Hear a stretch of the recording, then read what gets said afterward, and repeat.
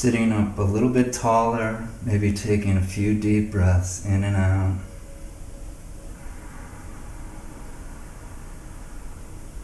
Starting from the belly, moving that breath through the rib cage, up into the collarbones, and then exhale. Breathing through the nose if the passages are clear.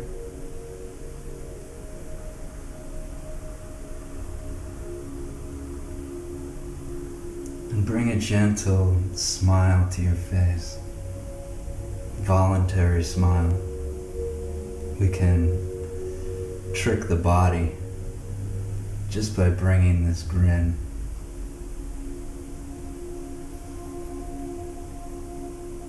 And then let that energy move up into the face and the eyes. Feel the smile without a story about it or opinion about it, or is it really tricking the body, or whatever the mind can come up with. And just feel what it feels like to just smile. It brings a radiance.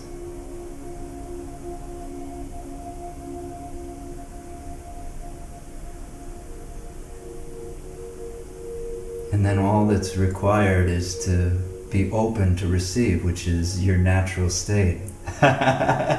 It's who you actually really are.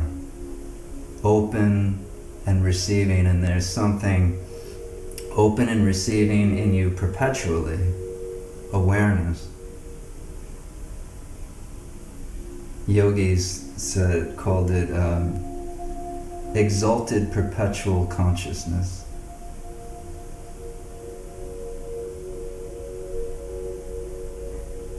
And so you just open to receive, and so that's, teaching meditation, that's the biggest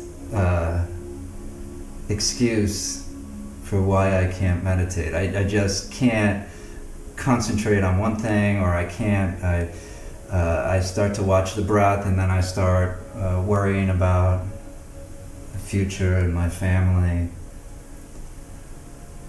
feeling the emotional states with that energetic movement of thought going through.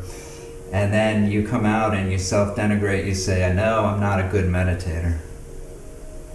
And so here, the talk is the meditation is the talk. You're always meditating.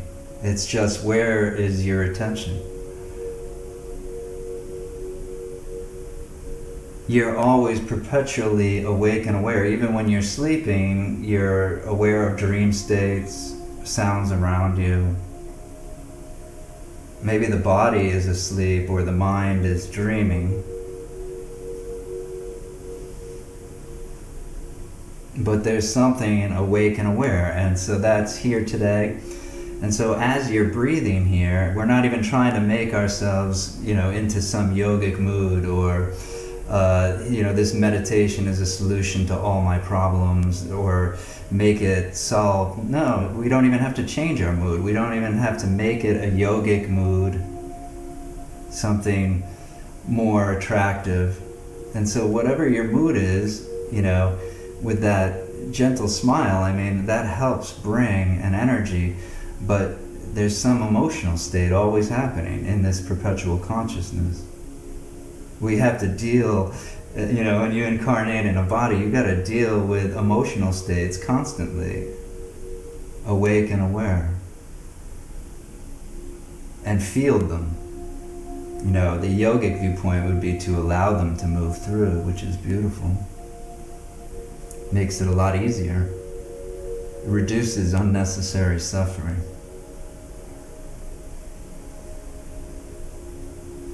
And so here, just whatever it is, and we don't have to comment about it or wish it was some better mood, or maybe you're ecstatic and you don't want this mood to go away or whatever, but just as you breathe here and listening to wisdom,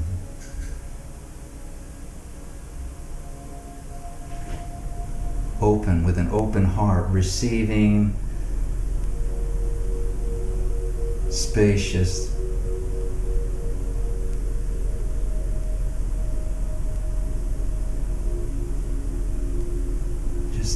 few breaths and listening to the teaching with an open heart. And so first of all, if you made it this far, it's beautiful because there's something in you, some longing that, after teaching and seeing people go through this process of choosing non-suffering, to let go of unnecessary suffering, or have the wisdom to see where you're unnecessarily suffering, and then maybe in that moment you could shift to something deeper. And so we can use all kinds of meditation techniques. We can use a meditation object, which I love, the Sanskrit word in yoga, alambana, Sanskrit. And this is a resting place for your attention. And so we can do that with meditation. We can breathe, we can look at the breath, and we can watch the nostrils, and we can really have a one-pointed attention. Really noticing, awake and aware, and then we lose attention, and then we go back to the meditation object, this alambana, this resting place for your attention. But alambana is also something a little bit deeper, because not only is it maybe translated as a resting place, but also it happens to nurture at the same time, to help you reduce suffering in the moment, because without it, you're a ship at sea without an anchor. You have all these, you're a sensual being, and here coming, this sense realm is just coming at you all the time. And so you can put your attention into the senses and be a sensual, have a sensual experience. And so there's so many distractions. This alambana, this resting place, gives us a place to bring our attention, and it also nurtures us. So the breath, or this voluntary smile, these are great ways to just shift your attention away from thinking, which is where normally your attention goes because it's so exciting. There's drama and stories about the future or the past, or remembering the past, or maybe trying to shift or change or rearrange, or looking towards the future, some fulfillment, which is what mostly we're doing. That's where our attention mostly goes. And so here, listening to wisdom, which is, in my opinion, incredibly nurturing. It's a lifesaver. It gives you a choice of shifting your attention to something deeper in yourself, some bigger awareness that's perpetual and always in the background, and stepping out of me. And when people come to me as a meditation guy, can you teach me to meditate? You're already an incredible meditator. I bet I know what your meditation is. The meditation of me. The ultimate meditation. The ultimate, that's where most attention, we rest most attention, and it's not good, bad, right, or wrong, and we don't have to have an opinion about it, and we don't have to have any dogma about it. It's just the truth, because the mind is exciting. It's an incredible place to put your attention. You can create anything you want mentally. Viganamaya kosha, this mental body. And so most of us spend our attention on me. What about me? And there's nothing you can do about it, because as soon as you incarnate into this human situation, this chakra system, you have to desire. There's no human that doesn't desire. Even, I heard yogis talk about that. Even the desire to get rid of desire is still desire. There's nothing you can really do about it. And then we can even look into, which I hope to do more teachings on the kleshas, which, they're sort of mapped out for you, pointed out. That doesn't mean that they don't still happen. But at least you have wisdom. You have a higher perspective because you know about them. And so this, we're not going to get too deep into this part, but, this desiring me, where you put most of your attention, is happiness for me. Happiness for me is everyone's number one meditation, and it's not even wrong because it's natural, dhammacha, natural happening in this human experience. There's nothing you can really do about it. And so we desire things, and of course things are easy. We can see that it's so easy. We need cameras to do something like this, or the harmonium, or some beautiful object in our life to make our lives better, and we need things to survive, and so we desire things, and survival takes,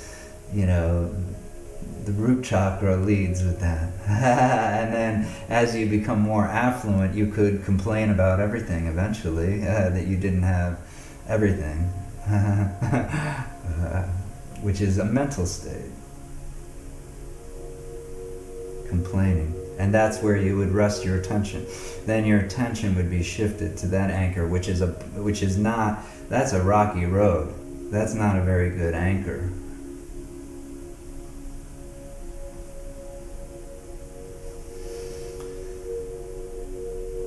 And so here with tonight's meditation, what we try to do is, instead of me, we move to we in a way. We start to see that we're connected, and then a natural surrender happens. And when that natural surrender happens, I think, a lot of people call that gratitude. It arises, that feeling of gratitude for what is, because all these things we desire. And then, we also desire to become something in the future. That's something I really, recognized in my own practice right away, that, you spend a lot of time becoming something in the future, becoming something more, and thinking and fantasizing and all the kinds of suffering, and that you're not enough, maybe.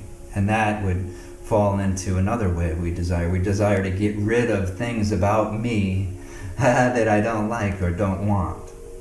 Or even get rid of things out of my life that aren't serving me.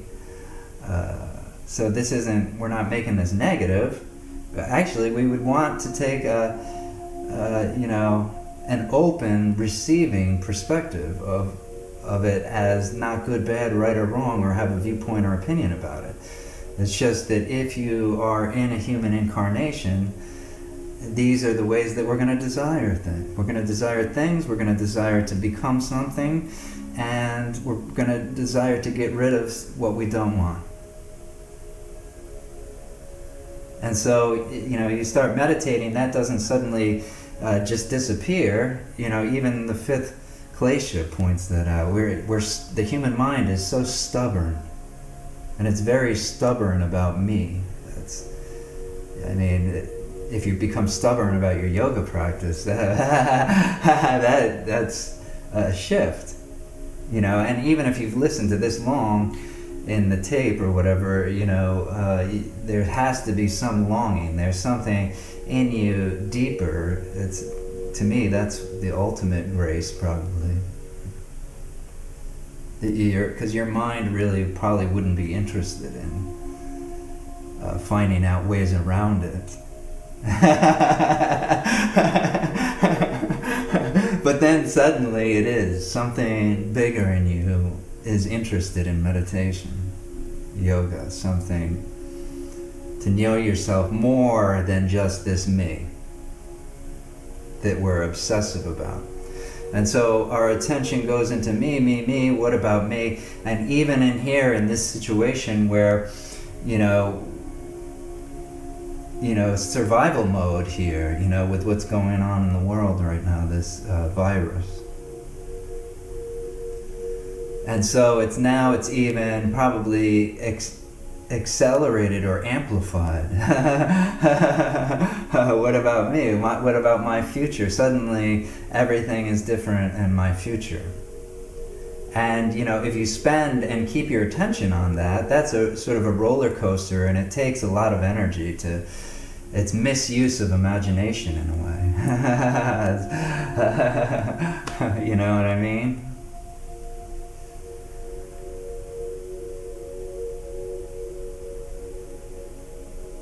And so this is so beautiful when, something in you that's deeper, it has this longing or wanting to work with wisdom. So this open heart, this receiving attitude, and already this is the meditation, just listening, open.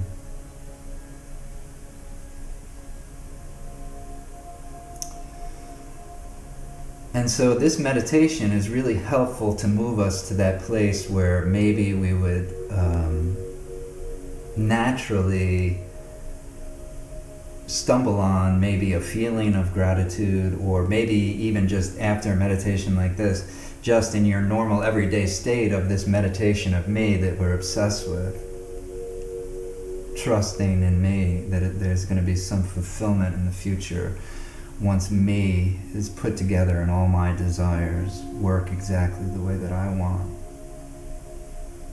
That's exhausting. But and meditation doesn't say give that up. It doesn't even recommend giving it up. It says take a higher perspective of that. See that you can step back and be aware of this me operating in your life. And every day you create a new me. You're a totally different personality now that this virus comes in, and now suddenly all of our thinking about me and my future has shifted, and you're maybe a month ago you weren't somebody who would wear a mask in public or something. And now your personality, now you're getting used to it because you're forced to wear it, and you maybe have to wear it, or maybe you're rebelling against it still. Which could be a whole nother meditation, and usually maybe coming from anger or the world is an ugly place.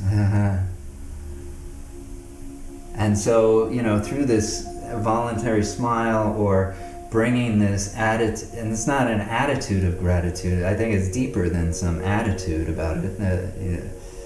It's natural, it's who you naturally are. It's literally allowing who you are to surface into your awareness and letting go of the noise.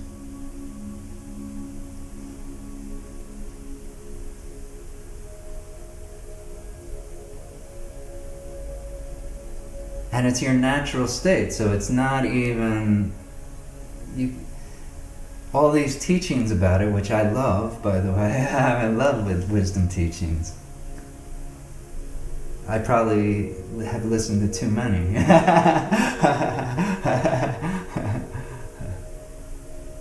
And they all, the ones that I find valuable, all point to the same thing. You can step back. You don't have to be caught up in this meditation of me.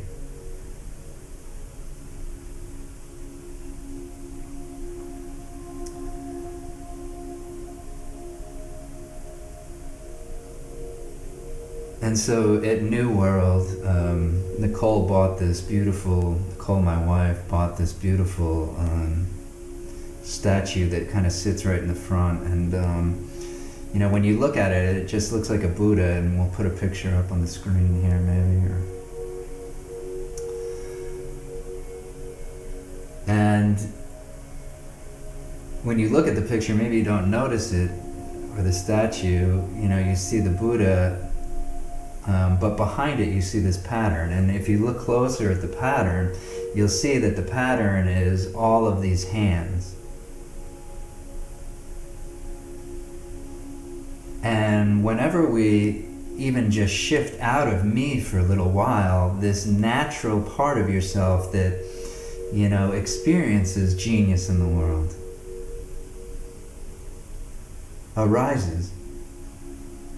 And sometimes you even stumble upon it in the world. I think that's what we're even missing so much right now. Getting around other people and admiring them or their genius, or seeing the genius in them, which, you know, you can do at any time, but you know, even in a beautiful piece of music or something like that. And, you know, there's a part of you that arises when you hear that music that sees the genius in that music. And you're aware of it, and it fills you with it. And, you know, when the person was creating that song, I'm sure the genius, they were feeling it within them. And this genius comes from, you know, something deeper than this personal roller coaster that, you know, what about me, my future, happiness for me, always, happiness for me. And you can't get away from happiness for me, so I'm not saying we're going to get away from it. It's natural. You put Sir Swami Satchidananda pointed out, you put a worm in the sun, it's going to move towards the shade. So this teaching isn't about that, you know, becoming a different me in the future and I'll be fulfilled when I'm a better meditator. That's a dangerous road in the meditation business.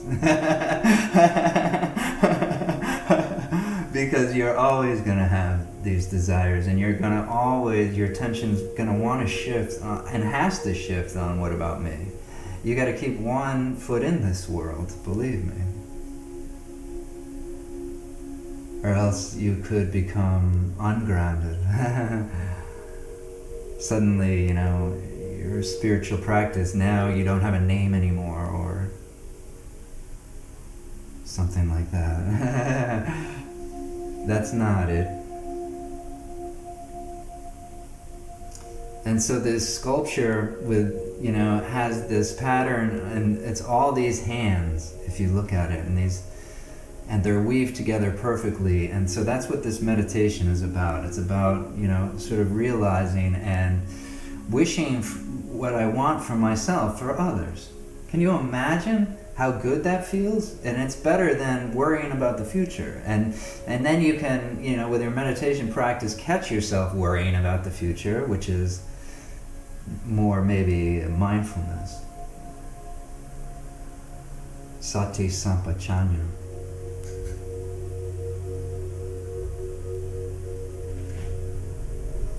And then you could choose reduce unnecessary suffering in your life in that moment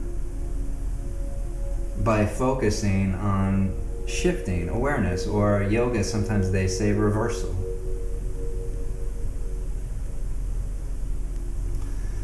And so gratitude, or, you know, going through this meditation, or recognizing how many hands, and that's what we miss. We miss the genius in others. And if we're stuck inside, we even miss the genius of nature, which brings out this unbelievable part of yourself where this hushed awe comes over you. You know, meditation says you don't have to wait for a beautiful sunset to step into that. It's actually your natural state. That's what's interesting to me. We go to all this trouble with these teachings. And really, it's complete surrender.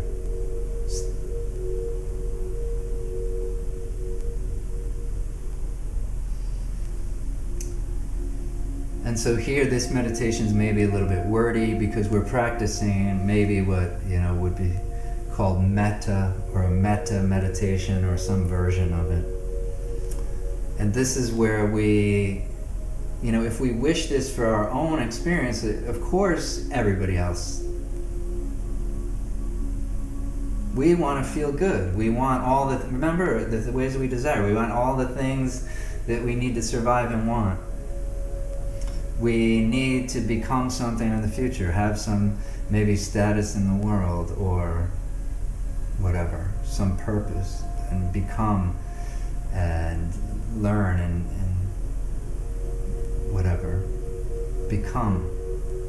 And we want to get rid of all the things that we don't want. And so here we take a break for that, because as soon as we shift and we think about someone else, all of these hands that are holding everything together, I don't know how to make a harmonium, but somebody did. A group of people. All those hands in that beautiful statue weave together. How many hands? How many hands would it take to get this harmonium in front of this teacher?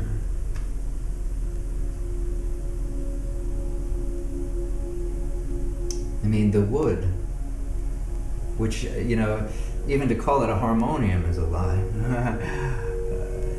Because this is a tree. This too.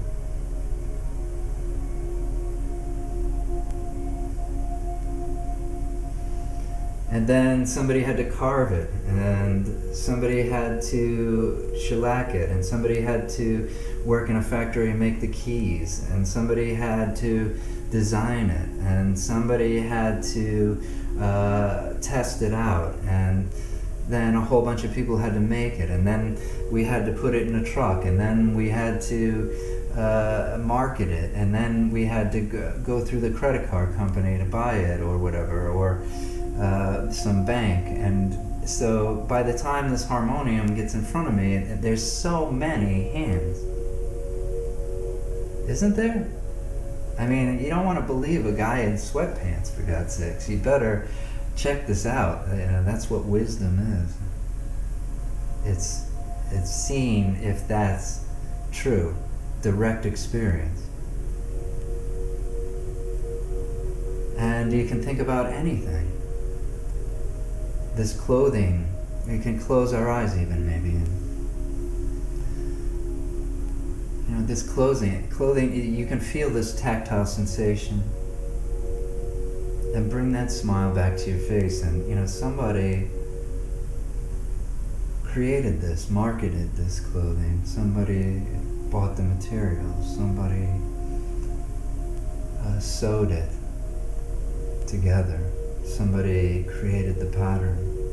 Some fashion designer had some idea, and now it's on your body.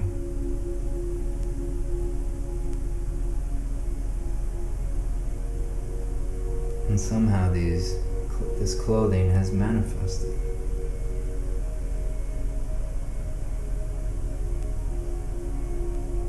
And suddenly when we're thinking about it, maybe, and just even, this is even clever meditation, we're using the mind skillfully. I noticed that the other day I was using YouTube to learn about YouTube.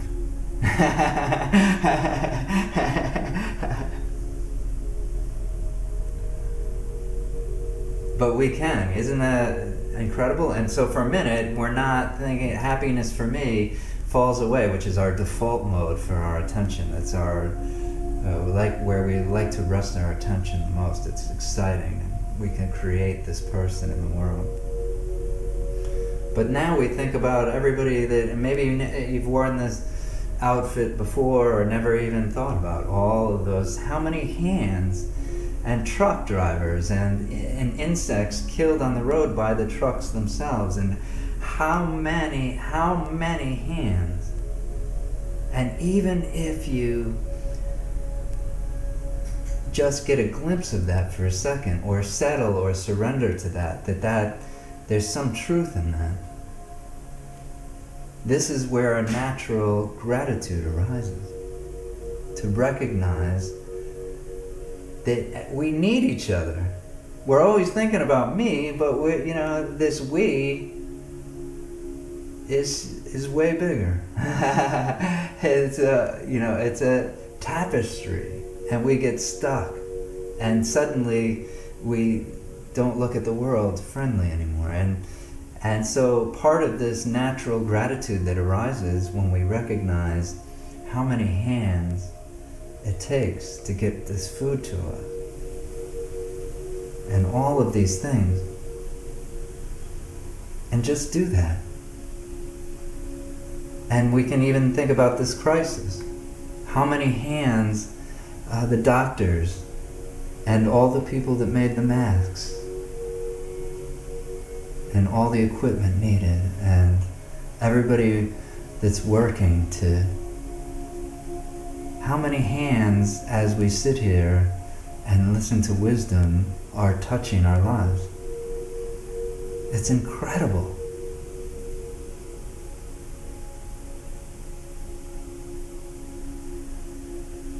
And I remember even when I first started with the practice, I'd hear teachers always say, we're all one, and then I would practice meditation and recognize in my mindfulness that most of the time it was, what about me, and you would forget that so easily, and even though you were reminded so many times that you would forget it.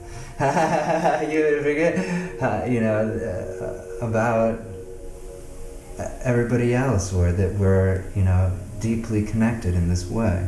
And we would then, some teacher would come, we're all one, and then we'd kind of get a fuzzy, at least me, I don't know about your experience, but now you get this fuzzy view of, maybe some intellectual perception of some idea about what that is. All is one, we're all one. And then suddenly, you can do a meditation like this and feel the genius of being part of this unbelievable tapestry. Especially even just in this human world, not only a tapestry of energy, but even down to this root chakra level of, surviving together on a planet with molecules and atoms and protons and croutons.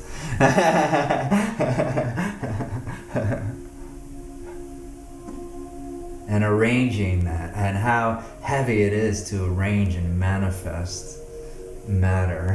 It's a lot easier to fantasize about something, create something in the mind, the mental bodies, these chakras, the heart up.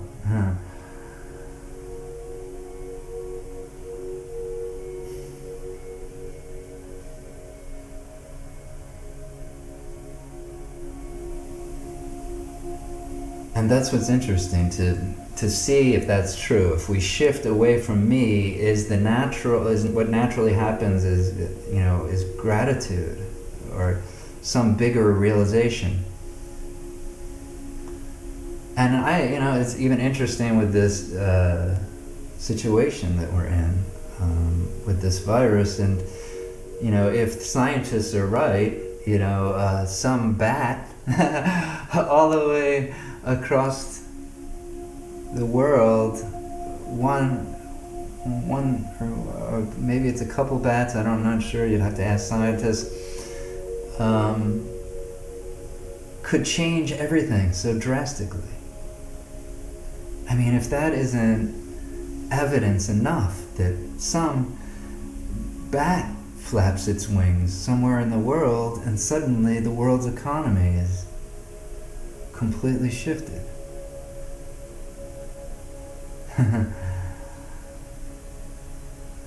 I mean, to think that you can get so lost in this happiness for me meditation and put all your attention on it and all your energy into it, and forget that there are these intimate connections that you could never be separate from. And we don't want to believe that. That would be horrible to believe that.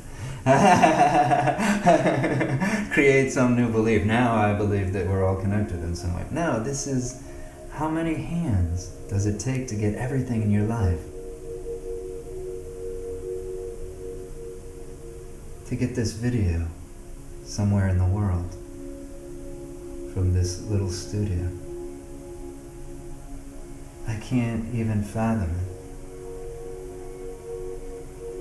And that's good, because then the mind goes blank, maybe. It's like a Zen koan.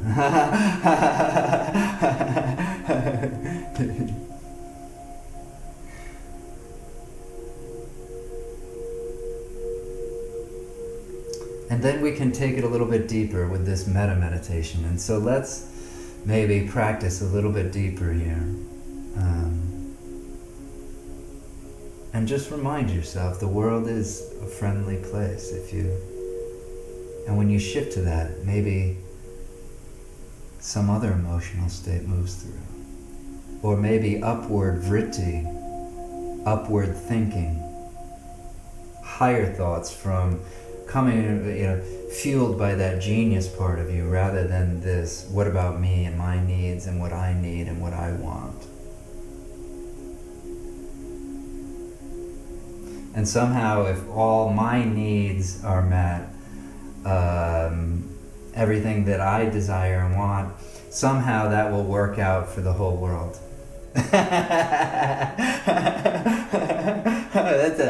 That's a disaster waiting to happen, isn't it? If you tell the truth about it.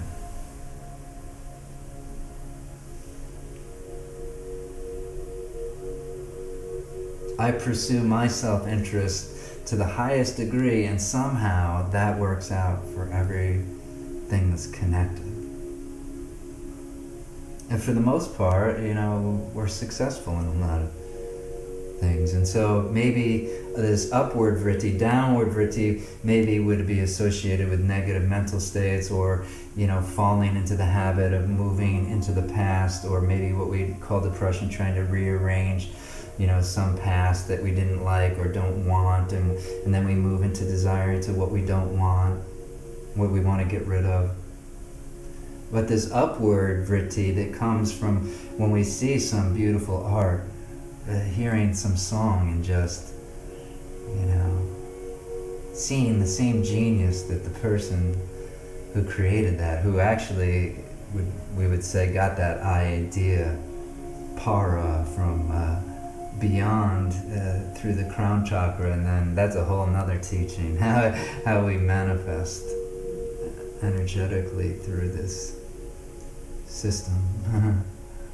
But we get these great ideas, and we see this wonderful nature, or we recognize how many hands in our life, and suddenly we move to this part of ourselves that maybe, if we are creating thought, it's more what we would call positive. But remember, positive and negative don't matter. This choiceless awareness in the background, this exalted perpetual consciousness. I love that, the way that yogis said, exalted perpetual consciousness.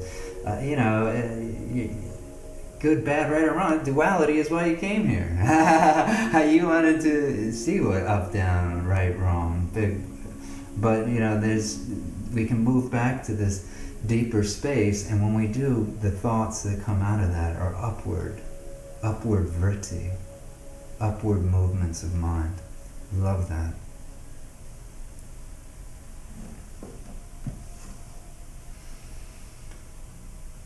And so let's start with a little meditation here, and these are always helpful.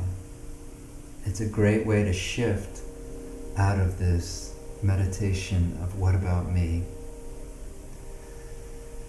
So if you haven't already, maybe closing the eyes here,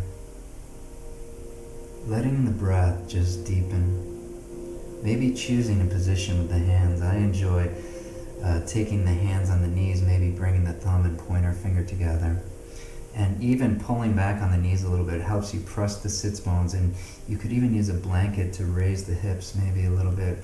This gives us this relaxed sort of attention that we like for meditation. And I like to even pull back on the knees, maybe even taking the shoulders to the ears, press them back and away, and just let the shoulder blades just melt down the back.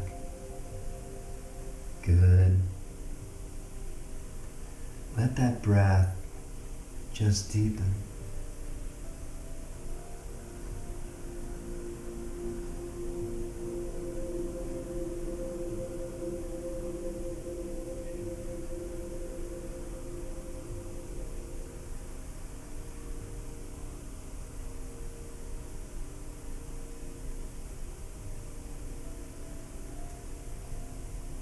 if you can bring a gentle smile to the face.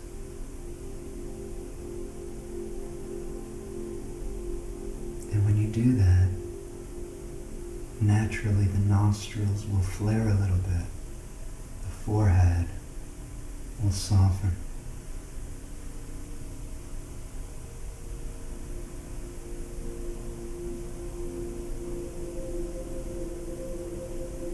And if you're holding any tension in the jaw, just relax the jaw.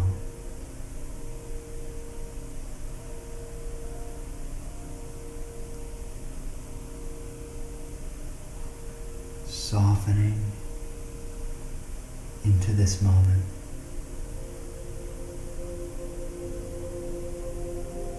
Stepping back and just notice this body sitting here. We can maybe feel pressure on the mat or some temperature in the room or hear some sound.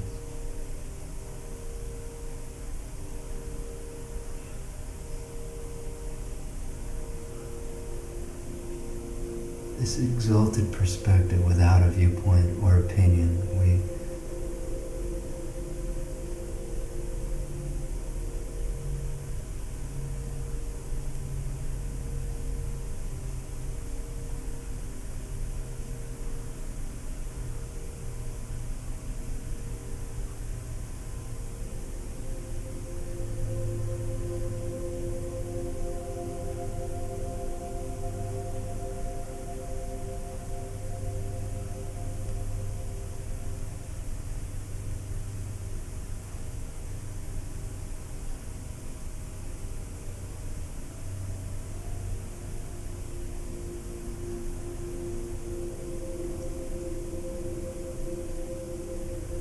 and so you're already an incredible sensual being,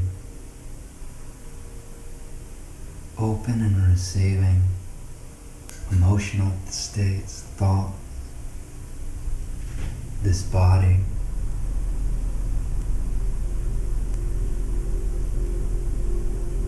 And so we'll use the mind skillfully to recognize a deeper truth.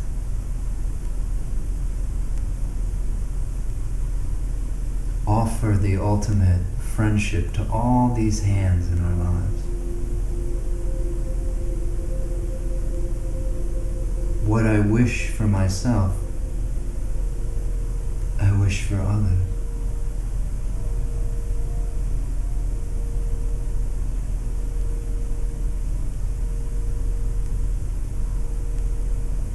And maybe even gently ask yourself the question with even the voice in the head skillfully here, what is it that I really want? Happiness for me. We're obsessed.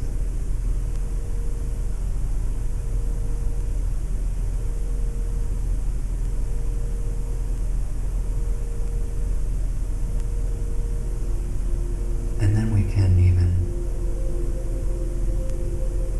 because we know what we want. That's simple. But what will that give us if we what is it that we're really after? If it's some object like we talked about, or if we become something more in the future, or if we get rid of everything we don't want, what does that look like?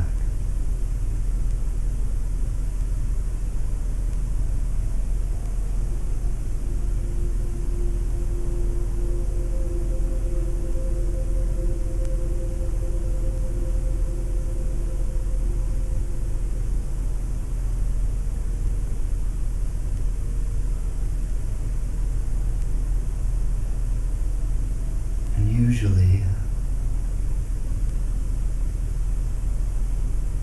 if you tell the truth about that, and maybe you have to work with it for a while, but most people come to an answer that is similar. some sort of surrender will happen. I can finally exhale and just be surrendered when I get what I want. And everybody that's worked with me knows I love chocolate cake. And you get what you want, and then there is that relief. But then maybe later you want more chocolate cake, which is the case for me.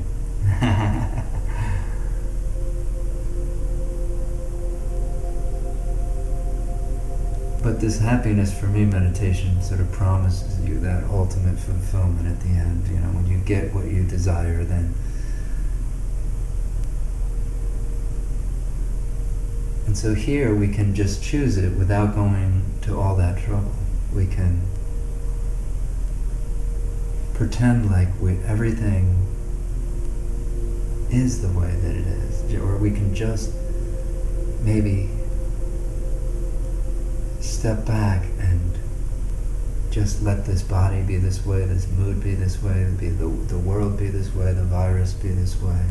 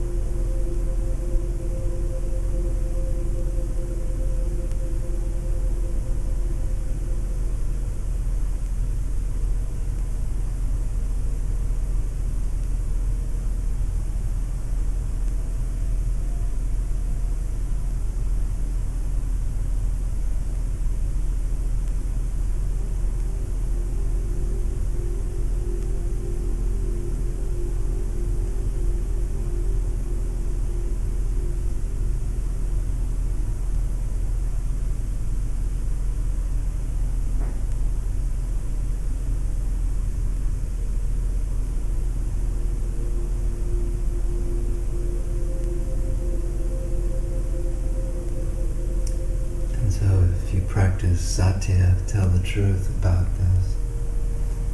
You could choose peace. Not to say that there isn't tremendous suffering, and suffering is part of an unavoidable part of the human experience, but we can reduce unnecessary suffering. We can choose to let go of wanting, and then yogis say if you let go of wanting, then happiness arises. You know, the world points out maybe that it, you know, more of what pleasure is. That's what the meditation of me is about, pleasure. When I get what I want, then I'm happy.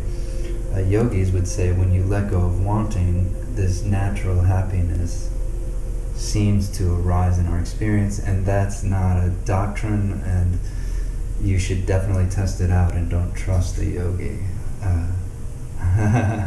Don't trust. But here, even just in this moment, even if it was for a moment we chose to just be surrendered to the way it was, and then suddenly we thought about maybe this meditation isn't good enough, or whatever, or maybe some other meditation would help me, or maybe I'm not doing this right. Who knows what could come in.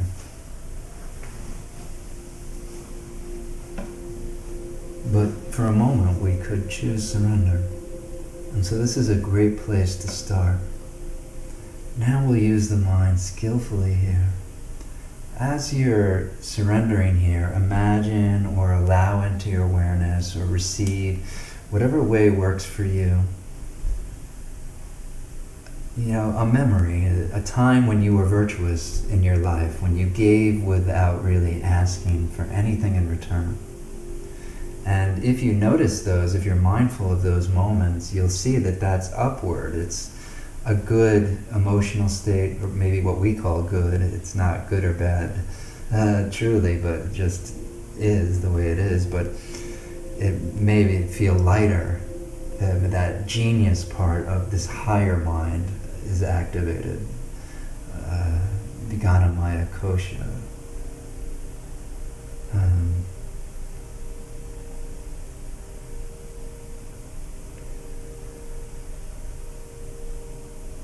And so when we can think of some time that we're virtuous, and if you can't think of a time, that's all right too. You can just think of yourself doing this meditation.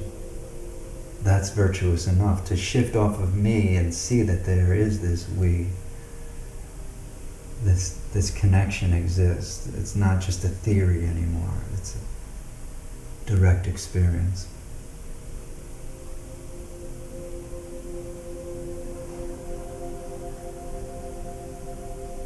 And just bring back, if you can, or feel, or imagine, or sense, or know, however it comes in for you, what it felt like.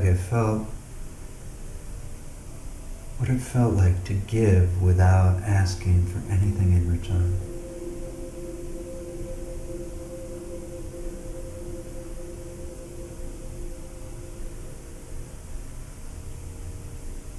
Maybe even got on Facebook and bragged about it or something. Later the ego would take it on and make it part of the personality. But in that moment, we can see,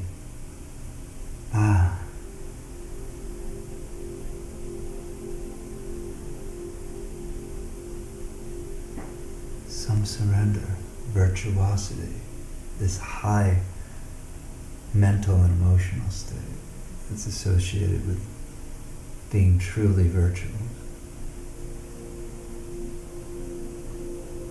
Nothing in return, just, I know I would like this for me, so I'm doing it for you.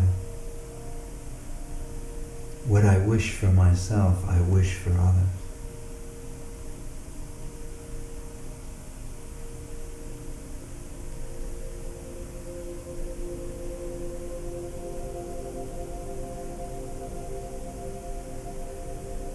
And so let's bring this a little bit deeper here. So try to, if you can, and if you didn't go to the grocery store or whatever, we're just trying to see how many people are helpful, that this world is really friendly, and then something shifts in us. We experience a deeper part of ourselves that maybe it's always there, but it may be obscured. Like when you are wearing your mask and you're breathing and your glasses fog up. And suddenly you can't see details anymore. You're still behind the glasses, and if you wipe the glasses off, what's obscuring or getting in the way, then you see that you never lost that to begin with.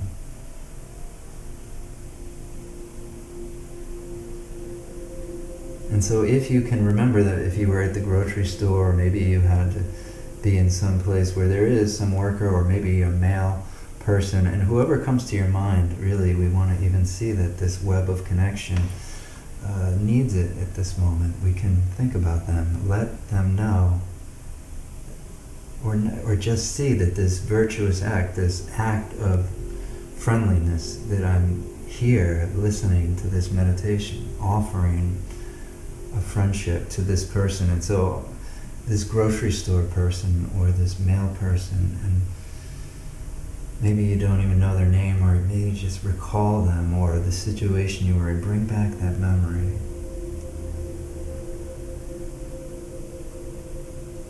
And we found that this meditation of me has a lot of similar things, and 4 things that are really in common throughout the human experience. And so we'll use these 4 to wish this person. And this gets our mind off of me, doesn't it? See if that's true. And so let's wish this grocery worker, first of all, to be free from danger. We all wish that for ourselves, don't we? And this includes dangerous mental states like anger or frustration or fear. Or even a dangerous environment, this grocery store, people coming in and out with this virus.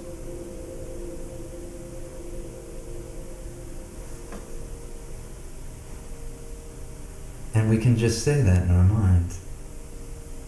May you, grocery store person or whatever, be free from danger.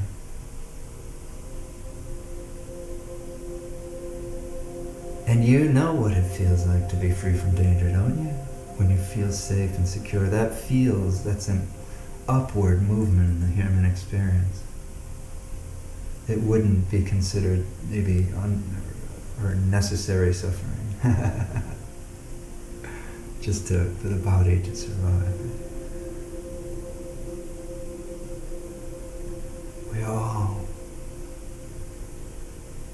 And then we all want to find this happiness, to defog our glasses and notice that there is this underlying experience of peace if we allow it to arise. And so this isn't happiness like pleasure, maybe pleasure too, but a deeper happiness than pleasure. This ability to maybe use wisdom teachings, or maybe you just recognize it on your own, who knows? That there's something deeper in your experience. There's a satisfaction that seems to be the underlying experience perpetually.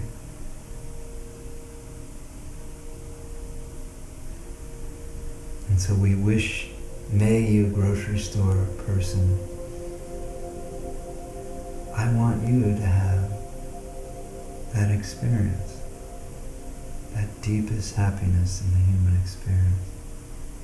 Really wish that, just like you wish it for yourself.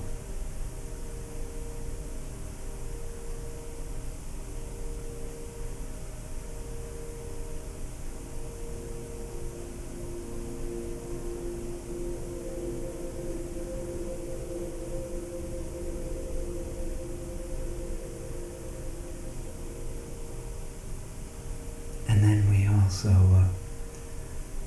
want to be healthy.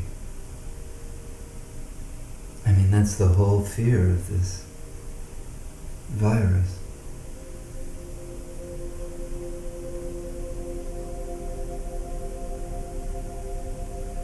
And so not only, healthy in the body, which is incredibly important because the body and the mind are two sides of the same stick. They could never be separated. I mean, yoga 101. Once you take on this body and this mind in an incarnation, you've got to deal with both of them. So health in the body, but also healthy in the mind, healthy mental states. And then also we have to deal with feeling, which is maybe a higher vibration or frequency even than thought. Thought is laborious. We could even use thought to narrate some emotion for years or whatever. But we feel all the time. Some emotional state is moving through our experience. And so to be healthy in body, mind, and emotion.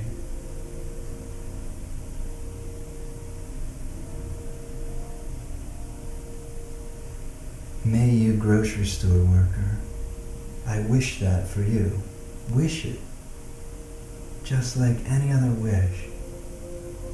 Put that emotion behind it. You're giving without asking for anything in return.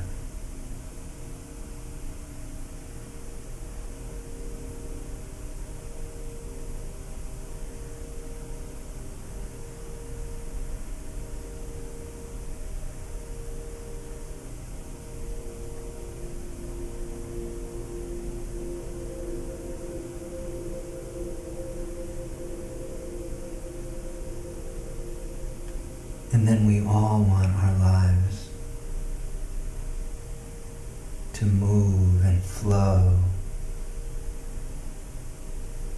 easily, the path of least resistance.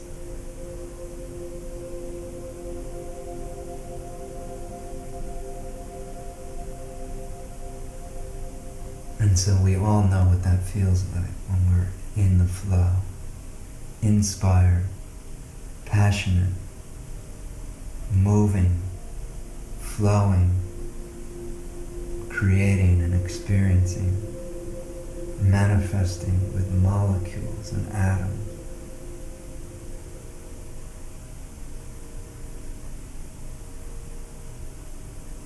We want to flow with ease.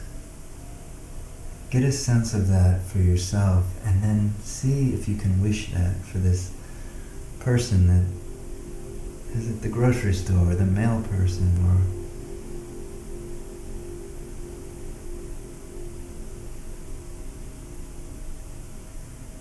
really want that for them. It's so easy.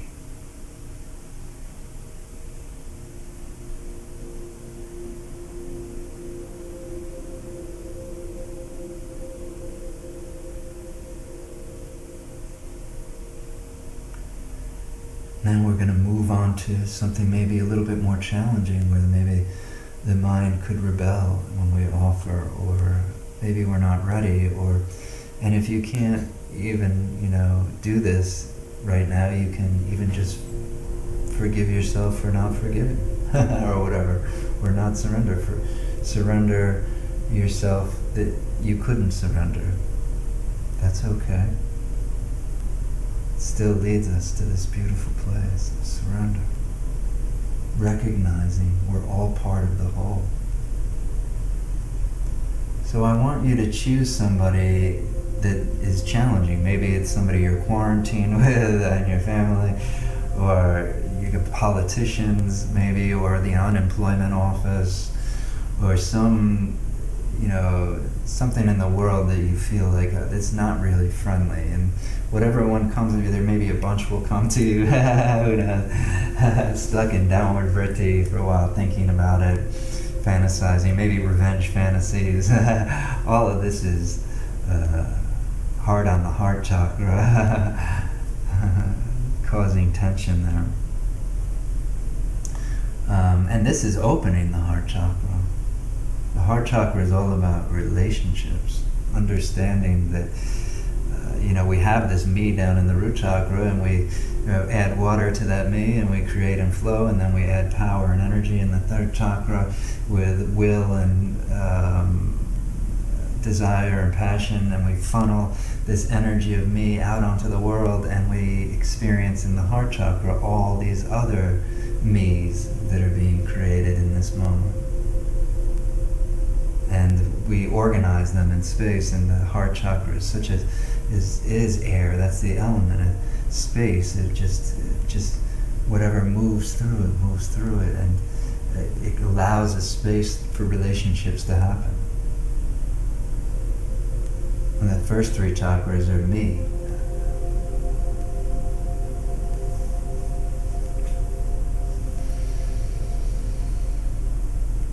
And so somebody challenging, and if you know their name, you could say their name, or somehow visualize them, or maybe think about what they've done, or whatever. Just somehow make that mental connection with somebody who's challenging. And let's see if we can try this, because this is actually good for you, good for your body, good for your immune system. To let go and to forgive are one of the greatest things you could ever do for this mind-body connection. To forgive this person, even if it's for a microsecond, is incredible for the immune system. And so first recognizing they're lost in this meditation for me, and they're doing the best with what they can, with the wisdom they have. And let's let's see if we can wish these things we wish for ourselves. Offer this ultimate friendship, Metta.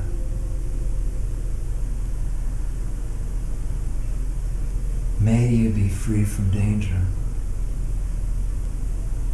Physical, mental, emotional.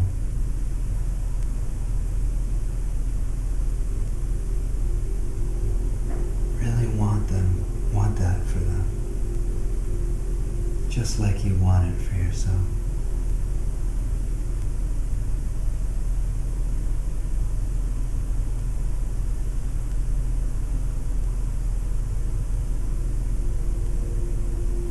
May you find happiness.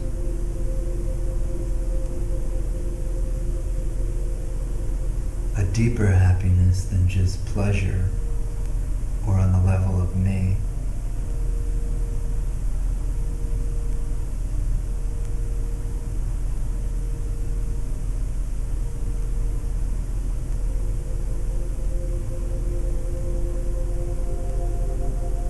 May we be healthy.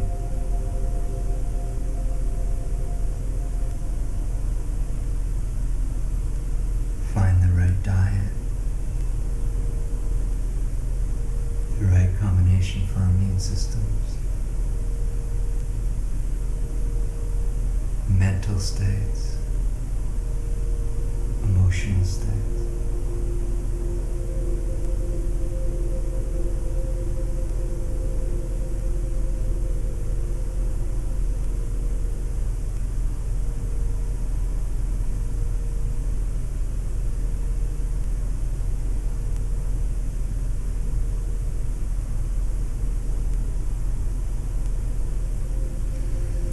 And may you live life with ease. So, wishing that your day-to-day, moment-to-moment activities, this suffering, this necessary suffering that helps us maybe grow, or part of the human experience that's unavoidable, may it move at least with the ease, understanding that what you resist will stick around.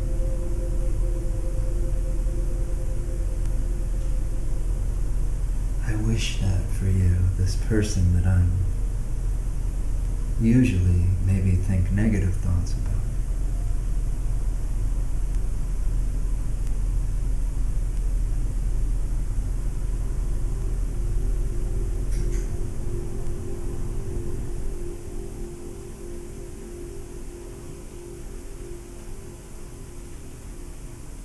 And then maybe we can get a sense, and I like to kind of visualize the Earth a lot of times when, from that higher perspective, the space station where there's no borders, and it looks, we can't see all the individual stories of me playing out these dramas, this Leela, this drama, this interaction in space. And from this higher perspective, maybe wishing all that those that are suffering with this virus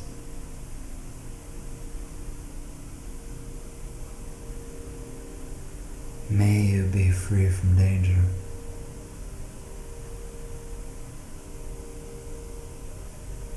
The whole world, all that are suffering with this,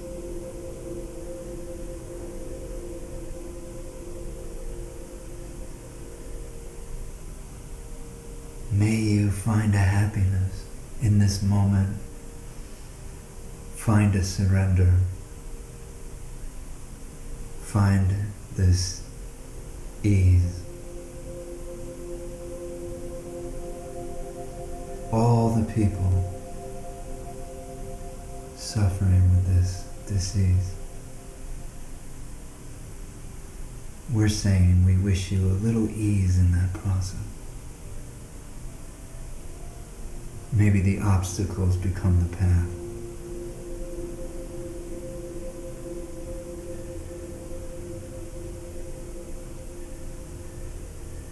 May you be healthy as possible, moving through this. find the right treatment, the right diet, the right herbs. The universe wants to help you in so many ways. How many hands?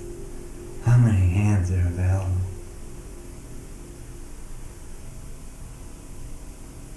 To help these people.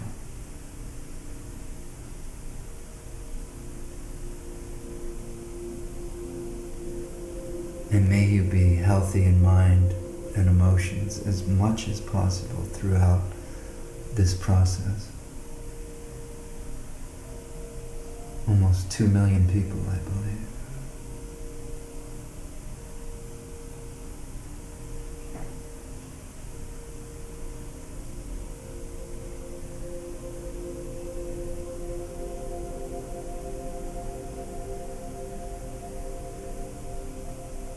And may you move through this disease with as much ease as possible.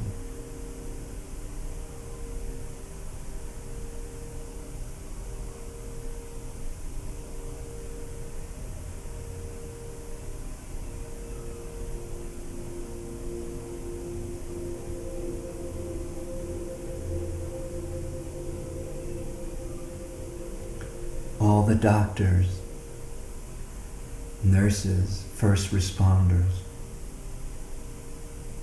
may you be free from danger. It's pure empathy, it's allowing a direct experience of how we're all connected. May you be free from danger, get all the protective gear you need, everything you need to feel safe. I wish that for you. God, I wish that for you.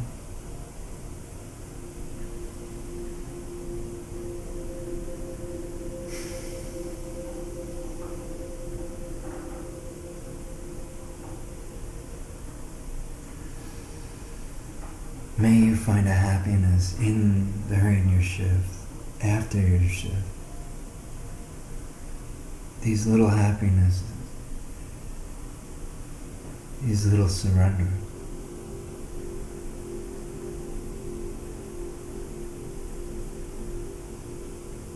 May you be healthy.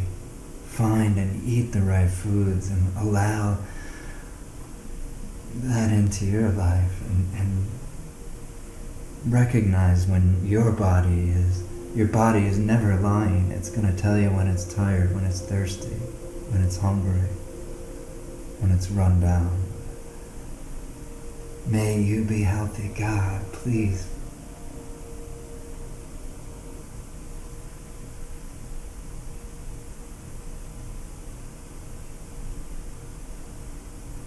And may your day-to-day activity move with ease. We wish that for all first responders, that's the way I would want it.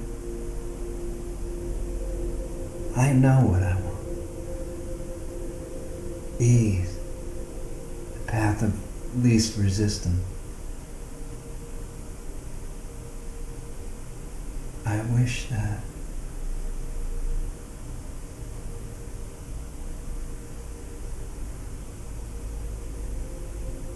So many hands in our lives. So let's wish for all the hands, all the connections, the people we'll never even meet that allow us to even do this meditation in the first place. May we be free from danger. All of us.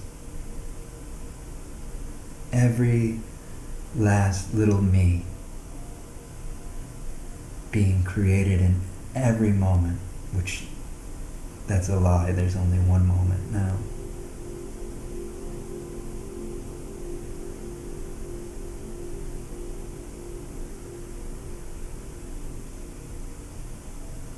May we be free from danger.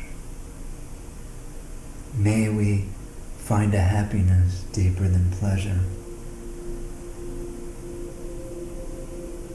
recognize the world is a friendly place and we're all connected.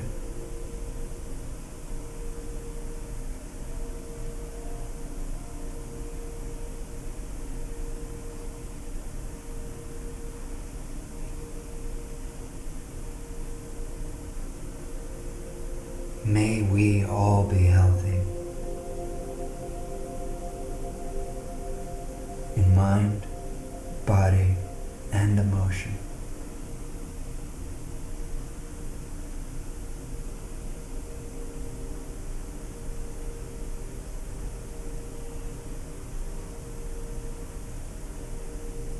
And may our moment together move with ease, openness, receiving,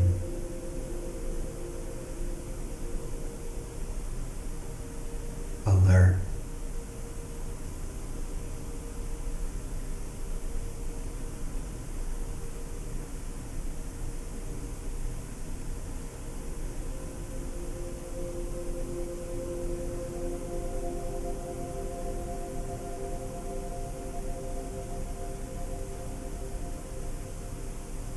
and once again just bring a smile to the face. Tune into that energy in the smile and recognize this as a virtuous act. I mean, can you imagine somebody meditating, wishing you happiness from afar, and you don't even maybe notice that or hear about it or anything?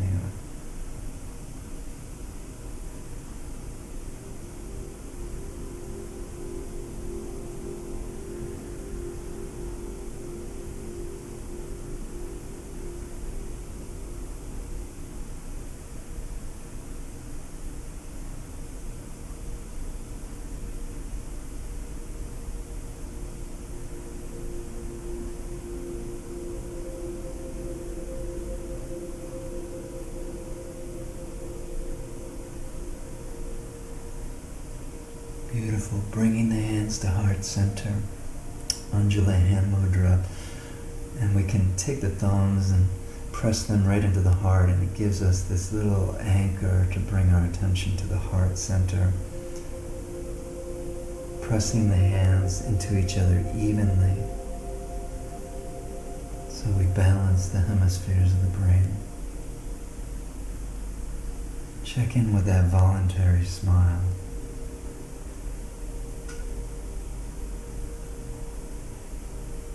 And just maybe now we experience the feeling, this deep surrender of gratitude naturally. It's the fabric of who you truly are. It's not an attitude, gratitude so much, it's literally what you're made of. And then saying that, here I am, a gratitude dictator here at the end of practice. So first of all, maybe recognizing all the hands in the teachings, the teachers in the teachings. We can let go of unnecessary suffering in our life with wisdom, and that's incredible that somebody put that into language. And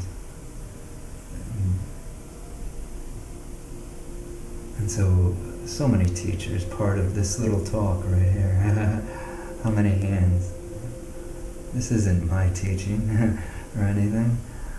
This is everybody's universal teaching. Thank you to you guys for practicing. We're all part of this present moment together. All these little me's, and if we choose peace in our life, it's just like the bat, maybe a small little bat on the other side of the world crashes the world economy. You know, we can realize how connected we are. If we choose peace, the world literally is more peaceful. See if that's true. It has to be, doesn't it? I mean, it doesn't even take much intellectual understanding or to think about or ponder about that. We can see if we choose peace, this world becomes more peaceful. So thank you for choosing to experience this deeper part of yourself that's surrendered, that's choiceless, exalted, perpetual consciousness. And then lastly, from the bottom of my heart, thank you for listening. If you made it this far, I think personally I believe something beautiful is happening for you. You're ready to let go of unnecessary suffering, so thank you for allowing me to be this instrument of the teachings and lead this meditation. Thank you, I love it so much. Namaste.